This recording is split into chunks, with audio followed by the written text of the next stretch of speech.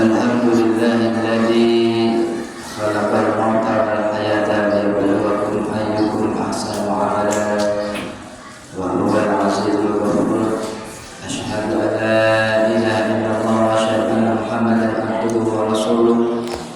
Allahumma shalli wa sallim wa barik ala sayyidina wa habibina wa syafi'ina wa maulana Muhammadin wa ala alihi wa ashabihi wa man tabi'ahum bi ihsan ila yaumil din. Amma ba'du. Qala Allah ta'ala fil Qur'anil Karim, a'udzu billahi minasyaitonir rajim. Bismillahirrahmanirrahim. Ya ayyuhalladzina amanu taqullaha haqqa tuqatih wa la tamutunna illa wa antum muslimun. Hadirin sidang salat Jumat yang dirahmati Allah Subhanahu wa taala, marilah kita senantiasa meningkatkan ketakwaan kita kepada Allah Subhanahu wa taala.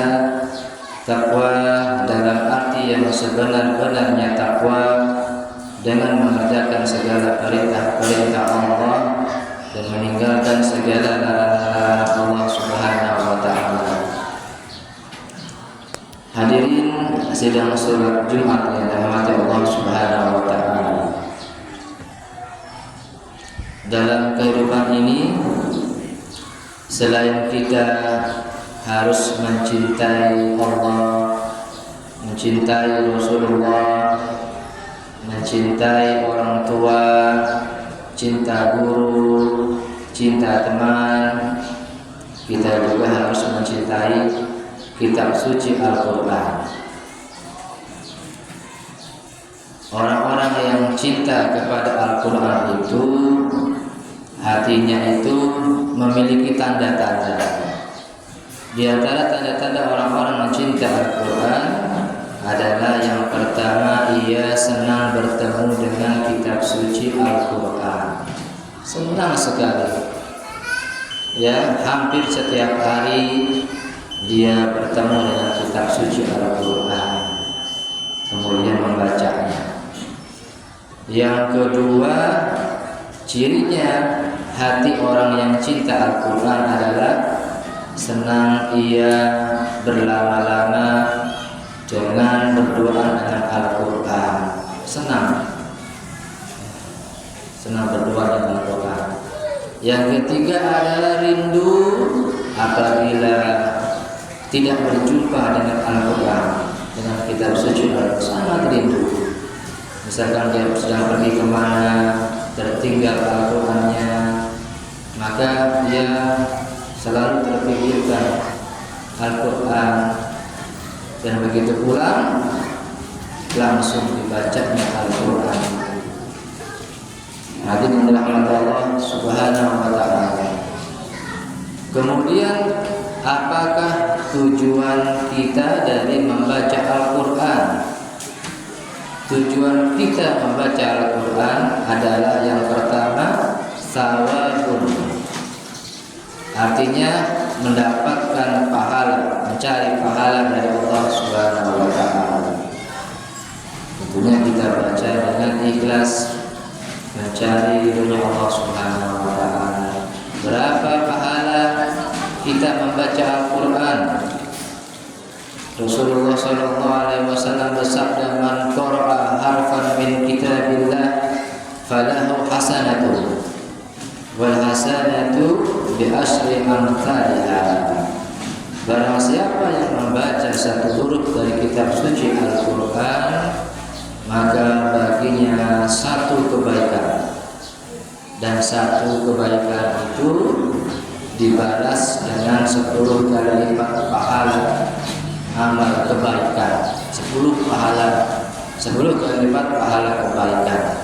Jadi satu hurufnya itu Al-Quran, pahalanya 10 pahala kebaikan. Alif Lam Mim. Ada 3 huruf, Alif Lam dan Mim. Kalau kita baru baca itu saja, kita sudah dapat pahala 30 kali lipat pahala kebaikan. Apalagi kalau kita baca satu surat, kita baca surat Yasin, surat Ar-Rahman, surat Al-Mulk, dan surat-surat yang lainnya. Maka kita akan dapatkan pahala begitu banyak dari membaca Al-Quran. Yang pertama, tujuan kita membaca Al-Quran adalah thawabun. Yang ketiga adalah syifaun. Tujuan kita membaca Al-Quran adalah syifaun, obat penyembuh dari segala macam penyakit. Penyakit apa saja? Penyakit hati dan penyakit jasmani. Kalau kita telusuri ayat-ayat tentang larangan marah, larangan sombong, larangan berkata-kata yang tidak baik, yang buruk sangka, berprasangka, kita kaji ayatnya, tadabburi aja ayatnya, cari hikmahnya, maka hati kita akan sembuh dari segala macam penyakit-penyakit yang tadi, yang hati tadi, sombong, ujub, ya, dan yang lainnya. Al-Quran menyembuhkan penyakit hati dan penyakit jasmani kita. Riwayat-riwayat yang dikisahkan bahwasanya ada orang-orang yang sakit, kemudian sahabat menyembuhkannya dengan lantunan ayat-ayat suci Al-Quran. Hadirin yang dirahmati Allah Subhanahu wa ta'ala. Ada yang harus kita lakukan, kewajiban kita kepada kitab suci Al-Quran. Yang pertama adalah seperti tadi, kita senantiasa membacanya. Ya, usahakan kita membacanya setiap hari. Saya pernah punya guru dan tinggal bersamanya dengan guru saya ini. Waktu saya masih kuliah S1 di UIN itu, saya tinggal sama beliau, belajar banyak sama beliau. Saya amati cara hidupnya, tinggal sama beliau. Begitu habis sholat subuh, ya, dan berjamaah dia membaca Al-Quran. Kemudian beliau kerja, ya, kerja. Nanti pulang maghrib baca Al-Quran lagi. Nanti setelah isya berjamaah baca Al-Quran lagi. Terus tiap hari rutin seperti itu guru saya itu. Ya, dan alhamdulillah saya lihat kehidupannya sangat penuh dengan keberkahan, banyak kebaikannya. Dia bisa berangkat haji, dia bisa sekolah sampai S3, sekarang gelarnya sudah doktor, semuanya beasiswa, dan dia bisa beli mobil. Anak-anaknya semua punya anak 3, semuanya soleh, solehah, barakah, dekat dan sering baca Al-Quran. Subhanallah. Nah itu, ya, kita usahakan selalu tiap hari baca Al-Quran, walaupun hanya 1 halaman tidak apa-apa, yang penting istiqomah terus. Yang kedua, ya, setelah kita baca Al-Quran adalah kita menghafal ayat-ayatnya. Ini kita hafalkan ayat-ayat suci Al-Quran. Apa keutamaan menghafal ayat-ayat suci Al-Quran? Orang-orang yang hafiz Quran, maka nanti di akhirat dia akan memberikan mahkota kepada orang tuanya, dan mahkotanya itu, ya, sinarnya lebih terang daripada sinar matahari. Luar biasa.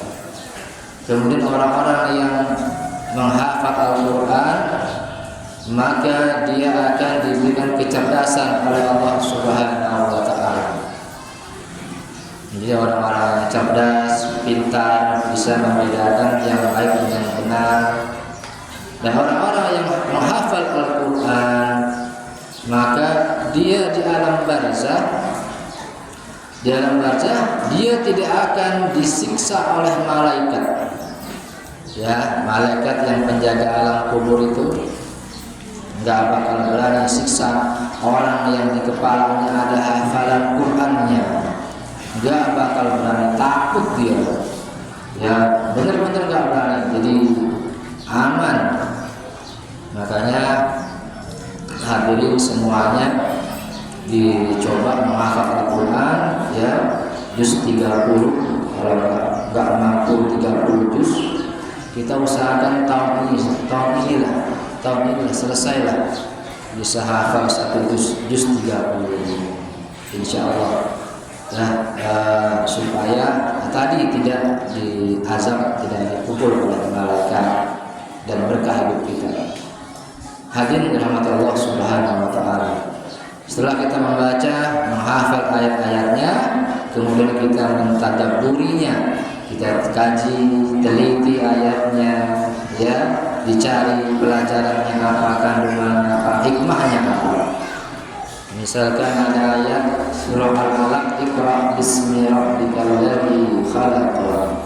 Bacalah dengan menyebut nama Tuhanmu. Ini Allah menganjurkan kepada manusia supaya selalu meningkatkan yang namanya ilmu pengetahuan, baik ilmu pengetahuan agama atau ilmu pengetahuan umum. Bagaimana caranya? Kata Allah, dengan Iqra bismi rabbikal ladzi khalaq. Bacalah dengan menyebut nama Tuhan kamu. Bismillah. Dengan banyak kita baca. Apa yang kita baca? Yang kita baca Al-Quran. Tadi Al-Quran dikaji, kita dahului. Yang kita baca buku-buku yang bermanfaat. Yang kita baca, ya, kejadian-kejadian alam yang terjadi, gempa bumi, tanah longsor, kebakaran, itu semua biasanya diakibatkan ulah tangan-tangan manusia. Semisal kebakaran hutan, karena ulah-ulah tangan-tangan manusia yang membakar hutan. Semisal banjir, karena ulah tangan-tangan manusia yang tidak membuang sampah pada tempatnya, buang sampah sembarangan, jadi mangkrak, akhirnya jadi banjir. Ini adalah yang ketiga, kita mentadabburinya. Kemudian yang keempat adalah yang terakhir, kita mengamalkannya dalam kehidupan kita sehari-hari. Allah perintahkan wa'budullah wa la tusyriku bihi syai'an wa bil walidaini ihsana. Sembahlah Allah, janganlah engkau menyekutukannya, dan berbuat baiklah kepada kedua orang tua kamu, kata Allah. Maka ayat ini kita amalkan dalam kehidupan sehari-hari. Kita membantu membersihkan rumah, bersih-bersih rumah. Kita bersikap sopan kepada orang tua kita, menghormati, memuliakan orang tua. Kita tidak berkata kita tidak bersikap sombong kepada orang tua kita. Ya, maka kita amalkan, insyaallah kita akan menjadi penuh dengan berkah. Karena berkah artinya ziyadatul khair, bertambahnya kebaikan, dan kebaikan itu akan menetap dan langgeng pada diri seseorang itu. Berkah banyak kebaikan. Semoga bermanfaat. Barakallahu